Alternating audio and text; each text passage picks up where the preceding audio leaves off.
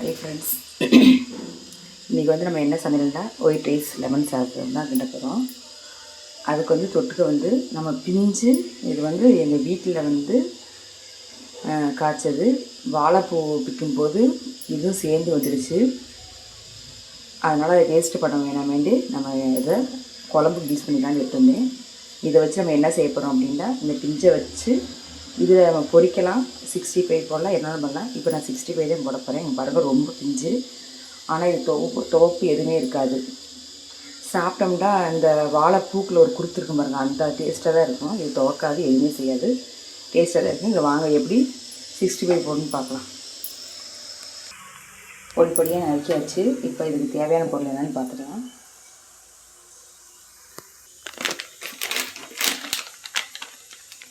Cornflour மாவு கொதிக்கலாம்.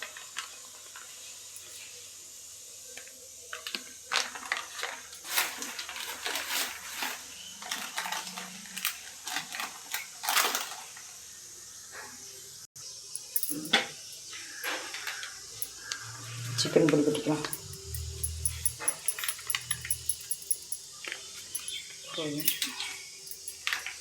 இஞ்சி பூண்டு பேஸ்ட் போட்டுக்கலாம். தேவைன்னா இதில் முட்டை ஊற்றிக்கலாம். இதுக்கு முட்டை வேண்டாம். இதை அப்படியே பிசைஞ்சிக்கலாம்.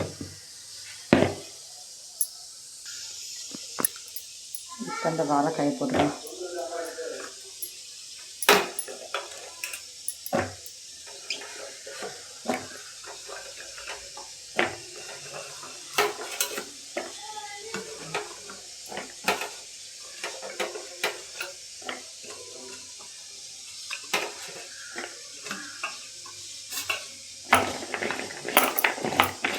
ஒரு 10 நிமிஷம் பிரட்டி ஊற வச்சுக்கலாம். பிரட்டியாச்சு, ஒரு 10 நிமிஷம் ஊறட்டும். ஊறிடுச்சு. இப்போ ஆயில் காயுது, ஆயிலில் எடுத்துக்கலாம். ஆயில் எடுத்து போட்டுக்கலாம். சீக்கிரம் காயுது.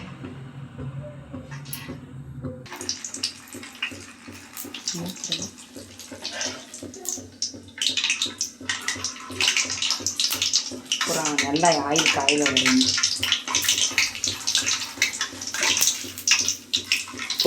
என்ன மேலே போட்டுற போகுது? தண்ணி போடுங்க பாப்பா. அனுப்போ, நீ போடவே இல்லை.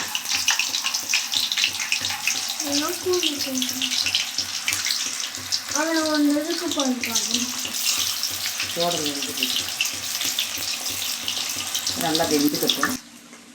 Baby banana 65 ready. இந்த மாதிரி நீங்களும் செஞ்சு பார்த்து சாப்பிட்டு எப்படி இருக்குன்னு சொல்லுங்கள். பாய். இன்னும் நிறைய பொரிக்கணும், வீடியோவில் காட்ட நேரம் இல்லை. பாய்.